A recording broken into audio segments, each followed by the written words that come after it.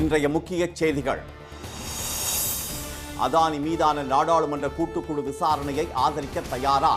சட்டப்பேரவையில் பாஜக, பாமக கட்சி உறுப்பினர்களிடம் ஸ்டாலின் சவால். மாநிலங்களவை தலைவருக்கு எதிராக முதல் முறையாக நம்பிக்கையில்லா தீர்மானம். பாஜக செய்தி தொடர்பாளர் போல் செயல்படுவதாக இந்தியா கூட்டணி குற்றச்சாட்டு. மகாராஷ்டிராவில் உள்துறையை வழங்க கோரி ஏக்நாத் ஷிண்டே போர்க்கொடி. அமைச்சர்களுக்கு இலாக்கா ஒதுக்க முடியாமல் பாஜக கூட்டணி திணறல். வங்கக்கடலில் உருவானது ஆழ்ந்த காற்றழுத்த தாழ்வு பகுதி. தமிழ்நாட்டுக்கு அடுத்த 2 நாட்களுக்கு ஆரஞ்சு அலர்ட்.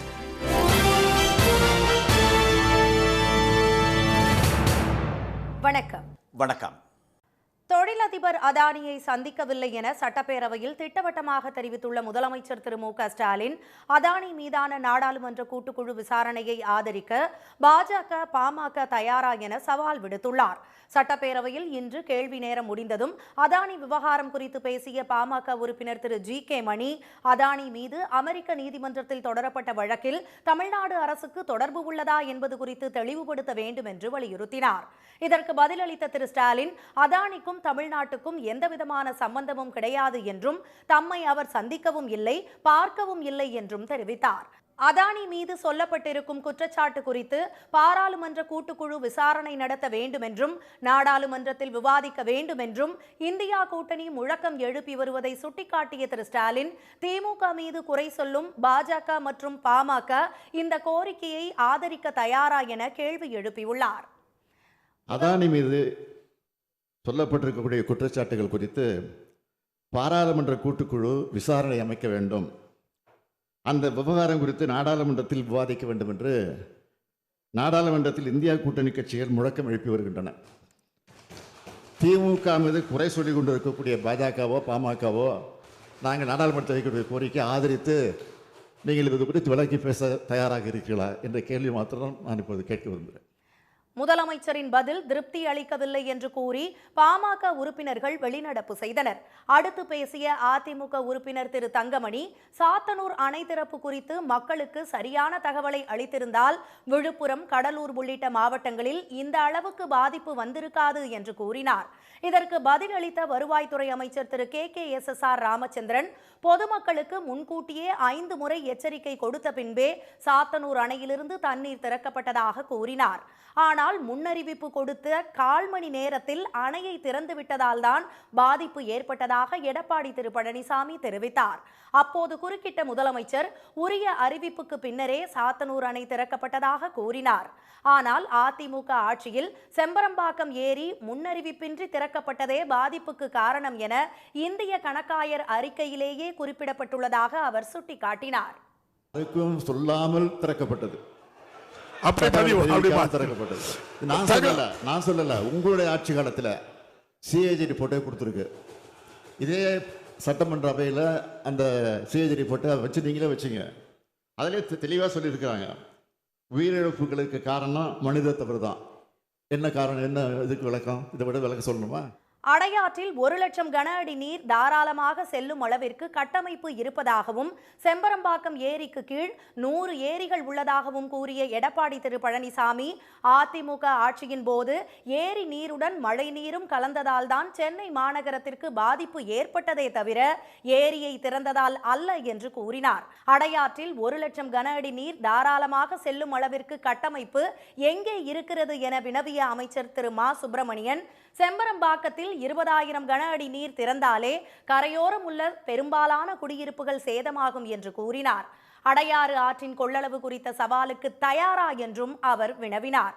இப்பிரச்சனையை இதோடு விட்டுவிடும்படி அவை முன்னவர் கேட்டுக்கொண்டதன் பேரில் விவாதம் முடிவுக்கு வந்தது. நாடாளுமன்ற வரலாற்றிலேயே முதல் முறையாக மாநிலங்களவை தலைவருக்கு எதிராக நம்பிக்கையில்லா தீர்மானம் தாக்கல் செய்யப்பட்டுள்ள நிலையில் அதானி விவகாரம் தொடர்பாக அமளி நீடித்ததால் நாடாளுமன்றத்தில் 2 அவைகளும் இன்றும் நாள் முழுவதும் ஒத்திவைக்கப்பட்டன.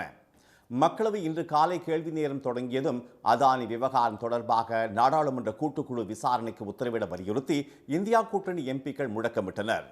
அப்போது அமெரிக்க தொழிலதிபர் ஜார்ஜ் சோரஸுக்கும் காங்கிரஸ் கட்சிக்கும் உள்ள தொடர்பு குறித்து விவாதிக்க வேண்டும் என்று பாஜக உறுப்பினர்கள் வலியுறுத்தியதால் கூச்சல் குழப்பம் நீடித்தது.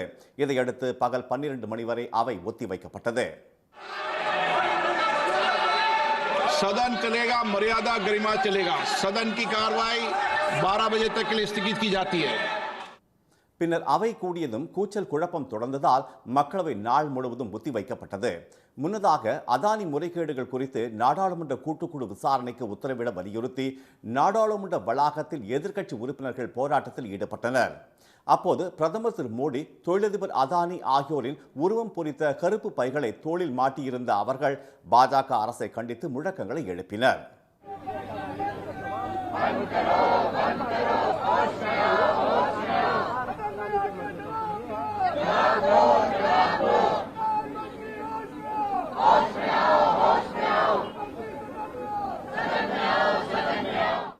மாநிலங்களவையிலும் அதானி விவகாரத்தை எதிர்க்கட்சிகள் எழுப்ப, ஆளும் கட்சியினர் அமெரிக்க தொழிலதிபர் ஜார்ஜ் சோரஸ் பிரச்சனையை எழுப்ப அமளி நீடித்ததை அடுத்து மாநிலங்களவையும் நாள் முழுவதும் ஒத்திவைக்கப்பட்டது. இந்நிலையில் அவை ஒத்திவைப்புக்கு பாஜகவே காரணம் என திமுக உறுப்பினர் திருச்சி திரு சிவா குற்றம் சாட்டினார். டெல்லியில் செய்தியாளர்களை சந்தித்த அவர் நாடாளுமன்ற மரபுகளை பாஜக மதிப்பதே இல்லை என சாடினார். அவை நடவடிக்கைகளில் என்னென்ன இடம்பெறுவது என்பதை அரசாங்கத்தோடு கலந்து ஆலோசித்து பாராளுமன்ற விவகாரத்துறை அமைச்சரின் கருத்துக்கேற்பத்தான் தீர்மானிக்கப்படும். ஆக அவர்களே ஒரு நிகழ்ச்சி நிரலை கொடுத்துவிட்டு பின்னர் அவர்களே அதை ரத்து செய்ய வேண்டும் என்று சொல்வது இதுவரை காணாத ஒரு விசித்திரம். அதாவது தங்களுடைய அரசாங்க நடவடிக்கைகளை ஒத்திவைத்துவிட்டு ஒரு பிரச்சனையை பேச வேண்டும் என்று ஆளுங்கட்சியினர் தருவது. இதனிடையே மாநிலங்களவை தலைவர் திரு ஜெகதீப் தன்கருக்கு எதிராக எதிர்க்கட்சி எம்பிக்கள் நம்பிக்கையில்லா தீர்மானத்தை தாக்கல் செய்தனர். பாஜக செய்தி தொடர்பாளர் போல அவர் செயல்படுவதாக குற்றம் சாட்டியுள்ள இந்தியா கூட்டணி எம்பிக்கள் ஆளும் கூட்டணிக்கு ஆதரவாக செயல்படும் திரு ஜெகதீப் தன்கரை பதவி நீக்கம் செய்ய வலியுறுத்தி மாநிலங்களவை செயலரிடம் நோட்டீஸ் அளித்திருப்பதாக முன்னாள் மத்திய அமைச்சர் திரு ஜெயராம் ரமேஷ் தெரிவித்தார். மகாராஷ்டிராவில் உள்துறை இலாகா ஒதுக்க கோரி துணை முதலமைச்சர் திரு ஏக்நாத் ஷிண்டே தொடர்ந்து பிடிவாதம் பிடிப்பதால் அந்த மாநிலத்தில் அமைச்சர்களுக்கு இலாகா ஒதுக்குவதில் இழுபறி நீடிக்கிறது. 288 தொகுதிகளை கொண்ட மகாராஷ்டிரா சட்டப்பேரவைக்கு நடைபெற்ற தேர்தலில் பாஜக, சிவசேனா, ஷிண்டே, அஜித் பவாரின் தேசியவாத காங்கிரஸ் கட்சிகளின் மகாயுதி கூட்டணி 230 தொகுதிகளை கைப்பற்றி ஆட்சியை தக்க வைத்தது. அதிக இடங்களை பெற்றதால் முதலமைச்சர் பதவியை விட்டு தருமாறு பாஜக அளித்த நெருக்கடிக்கு பணிந்த திரு ஏக்நாத் ஷிண்டே முதலமைச்சர் பதவியை திரு தேவேந்திர பட்னவிஸுக்கு விட்டுக் கொடுக்க நேரிட்டது. துணை முதலமைச்சராக பதவியேற்க மாட்டேன் என்று கூறி வந்த திரு ஷிண்டே, திரு மோடி, திரு அமித்ஷா ஆகியோரின் வற்புறுத்தலுக்கு பிறகு அரைமனதுடன் துணை முதலமைச்சர் பதவியை ஏற்றுக்கொண்டார். முதலமைச்சர் பதவியை விட்டுக் கொடுத்ததால் அதற்கு ஈடாக உள்துறை, வருவாய், பொதுப்பணி, நகர்ப்புற மேம்பாடு உள்ளிட்ட முக்கிய துறைகளை தங்களுக்கு ஒதுக்க வேண்டும் என திரு ஏக்நாத் ஷிண்டே தலைமையிலான சிவசேனா கட்சி பாஜகவுக்கு தொடர்ந்து அழுத்தம் தருவதாக செய்திகள் வெளியாகியுள்ளன. 57 இடங்களை வென்றுள்ள தனது கட்சி 13 துறைகளை பெற தகுதியானது என தெரிவித்துள்ள அவர், கூட்டணி கட்சிக்கு துறைகளை ஒதுக்குவதில் பெரிய அண்ணன் மனப்பான்மையை பாஜக கைவிட வேண்டும் என வலியுறுத்தியுள்ளார். ஆனால் ஷிண்டே கட்சிக்கு உள்துறையை வழங்க முடியாது என பாஜகவும் திட்டவட்டமாக மறுத்துவிட்டதால் முதலமைச்சரும் துணை முதலமைச்சர்களும் பதவியேற்று 5 நாட்கள் ஆகியும் மகாராஷ்டிராவில் அமைச்சர்களுக்கு துறைகளை ஒதுக்குவதில் இழுபறி தொடர்கிறது. வங்கக்கடலில் ஆழ்ந்த காற்றழுத்த தாழ்வு பகுதி வலுவடைந்துள்ள நிலையில் தமிழ்நாட்டுக்கு அடுத்த 2 நாட்களுக்கு மிக கனமழைக்கான ஆரஞ்சு எச்சரிக்கை விடுக்கப்பட்டுள்ளது. வடகிழக்கு பருவமழை தமிழ்நாட்டில் தீவிரமடைந்துள்ள நிலையில் இம்மாதம் 1ஆம் தேதியில் இருந்து இதுவரையிலான காலத்தில் இயல்பை விட 14% கூடுதலாக மழை பெய்துள்ளது. இதனிடையே வங்கக்கடலில் உருவாகியுள்ள குறைந்த காற்றழுத்த தாழ்வு பகுதி இன்று ஆழ்ந்த காற்றழுத்த தாழ்வு பகுதியாக வலுவடைந்துள்ளது. இது அடுத்த 24 மணி நேரத்தில் மேற்கு வடமேற்கு திசையில் தமிழ்நாடு, இலங்கை கடலோர பகுதிகளை நோக்கி நகரக்கூடும் என்று சென்னை வானிலை மையம் தெரிவித்துள்ளது. இந்த லோ பிரஷர்னால தமிழக பகுதியில் அநேக இடங்களில் மிதமான மழை, முதல்ல கனமழைக்கு தான் ஒவ்வொரு நாளும் இது வந்து கிழக்கிலிருந்து மேற்காக நகர்ந்து செல்லும் பொழுது படிப்படியாக சில பகுதிகளில் கனமழை இருக்கும், சில பகுதிகளில் இதுவாக இருக்கும். சென்னை பொறுத்த வரைக்கும் பொதுவாக மிதமான மழையும் சில பகுதிகளில் அவ்வப்போது கனமழையும் இருக்கும். இதன் காரணமாக மயிலாடுதுறை, நாகை, திருவாரூர், தஞ்சை, கடலூர், புதுக்கோட்டை மாவட்டங்களுக்கு நாளை மிக கனமழைக்கான ஆரஞ்சு நிற எச்சரிக்கையும், சென்னை, செங்கல்பட்டு, காஞ்சிபுரம், திருவள்ளூர், விழுப்புரம், கள்ளக்குறிச்சி, அரியலூர், பெரம்பலூர், திருச்சி, ராமநாதபுரம், சிவகங்கை ஆகிய 11 மாவட்டங்களில் கனமழைக்கான மஞ்சள் எச்சரிக்கையும் விடப்பட்டுள்ளது. தஞ்சை, சிவகங்கை, புதுக்கோட்டை, திருச்சி மாவட்டங்களில் நாளை மறுநாள் மிக கனமழையும், சென்னை, செங்கல்பட்டு, காஞ்சிபுரம், திருவள்ளூர், விழுப்புரம், கள்ளக்குறிச்சி, அரியலூர், பெரம்பலூர், கடலூர், திருவாரூர், நாகை, மயிலாடுதுறை, நீலகிரி, கோவை, திருப்பூர், கரூர், திண்டுக்கல், தேனி, மதுரை, ராமநாதபுரம், தூத்துக்குடி ஆகிய 21 மாவட்டங்களில் கனமழையும் பெய்ய வாய்ப்பு இருப்பதாக சென்னை வானிலை மையம் தெரிவித்துள்ளது. தமிழ்நாட்டில் வரும் 13ஆம் தேதி வரை கனமழை நீடிக்கும் என தெரிவிக்கப்பட்டுள்ளது. ஆதி திராவிடர், பழங்குடியினர் மற்றும் பிற்படுத்தப்பட்ட வகுப்பை சேர்ந்த மாணவர்களுக்கு வழங்கப்படும் மெட்ரிக் படிப்புக்கு முந்தைய மற்றும் பிந்தைய கல்வி உதவித்தொகைக்கான குடும்ப வருமான உச்சவரம்பை 8 லட்சம் ரூபாயாக உயர்த்தி நிர்ணயிக்க வேண்டுமென பிரதமர் மோடியிடம் முதலமைச்சர் திரு மு.க. ஸ்டாலின் வலியுறுத்தியுள்ளார். இது தொடர்பாக பிரதமருக்கு இன்று அவர் எழுதியுள்ள கடிதத்தில், பொருளாதாரத்தில் நலிவடைந்த பிரிவினருக்கான வருமான உச்சவரம்பை ஒன்றிய அரசு 8 லட்சம் ரூபாயாக மாற்றி அமைத்துள்ளதை சுட்டிக்காட்டியுள்ளார். தேசிய வெளிநாட்டு கல்வி உதவித்தொகை, ஆதி திராவிடர் மற்றும் பழங்குடியின மாணவர்களுக்கான உயர்தர கல்வி திட்டம் போன்றவற்றிலும் வருமான உச்சவரம்பு 8 லட்சம் ரூபாயாக உயர்த்தப்பட்டுள்ளதால் பின்தங்கிய நிலையில் வாழும் பல மாணவர்கள் மிகுந்த பயனடைந்துள்ளதாகவும் திரு ஸ்டாலின் பாராட்டு தெரிவித்துள்ளார்.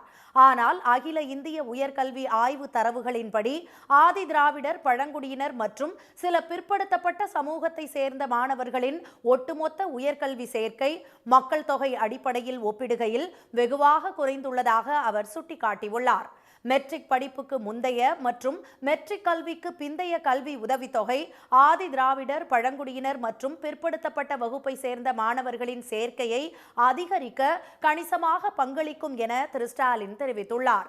இந்த விவகாரத்தில் பிரதமர் மோடி தலையிட்டு இந்த பிரிவினருக்கு மெட்ரிக் படிப்புக்கு முந்தைய மற்றும் பிந்தைய கல்வி உதவித்தொகைக்கான வருமான உச்சவரம்பை 2,50,000 ரூபாயிலிருந்து 8 லட்சம் ரூபாயாக உடனடியாக உயர்த்தி நிர்ணயிக்க வேண்டுமென அவர் கேட்டுக்கொண்டுள்ளார். இனி வருவது செய்தித் துளிகள்.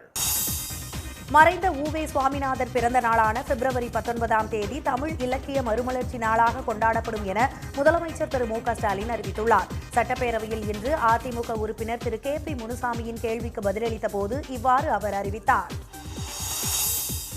திருவண்ணாமலை மலை உச்சியில் கார்த்திகை தீபம் கண்டிப்பாக ஏற்றப்படும் என சட்டப்பேரவையில் அமைச்சர் திரு சேகர்பாபு உறுதியளித்துள்ளார். திருவண்ணாமலையில் மண் சரிவு ஏற்பட்டிருப்பதால் இந்த ஆண்டு கார்த்திகை தீபம் ஏற்றப்படுமா என பேரவை துணைத் தலைவர் திரு பிச்சாண்டி எழுப்பிய கேள்விக்கு பதிலளித்த அவர், புவியியல் கமிட்டி அளித்த அறிக்கையின் அடிப்படையில் 350 கிலோ திரி கொண்ட கொப்பரைகள், 450 கிலோ நெய் தீபம் உள்ளிட்ட தீபம் ஏற்றும் பொருட்கள் தேவையான மனித சக்திகள் மூலம் மலை உச்சிக்கு கொண்டு செல்ல ஏற்பாடு செய்யப்பட்டுள்ளதாக கூறினார்.